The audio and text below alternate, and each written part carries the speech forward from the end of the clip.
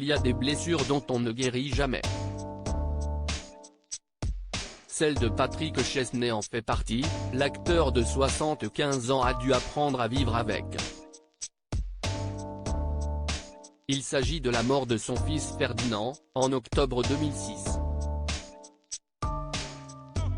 Lors d'une soirée arrosée, le fils du comédien, âgé de 20 ans, est monté dans une voiture avec un ami très alcoolisé.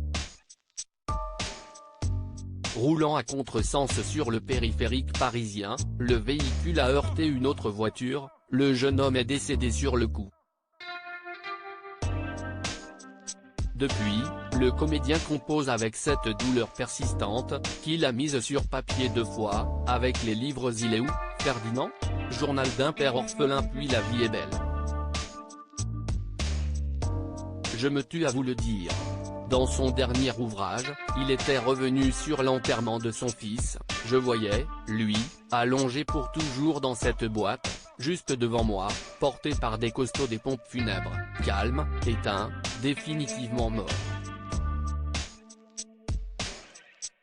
Je me disais que j'aurais dû mieux le protéger et que c'est moi qui aurais dû être dans cette boîte. Je n'ai pas été un bon père. Un bon père, ça empêche son fils de mourir à 20 ans. Le soir même de la disparition de Ferdinand, Patrick Chesney a décidé de monter sur les planches.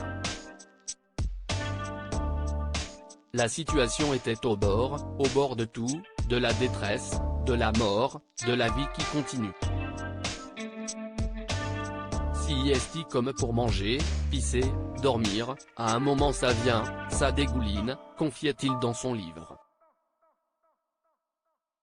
La mère du garçon qui se lançait dans la comédie est née Coralie Serig. Le comédien est aussi papa d'Émilie, née en 1984, dont la mère est son épouse Josiane Stoleru et de Victor qu'il a eu en 2003 avec Odile Roise. Et puis il y a l'après. Patrick Chesney a créé l'association Ferdinand, pour tenter de sensibiliser sur l'alcool au volant, un fléau qui touche beaucoup les jeunes, même s'ils sont loin d'être les seuls. Sans vouloir jouer les pères la morale, j'essaye de lutter contre ce sentiment de toute puissance complètement illusoire, de dévaloriser, d'écorner cette image-là, expliquait-il dans les colonnes du Parisien en 2013.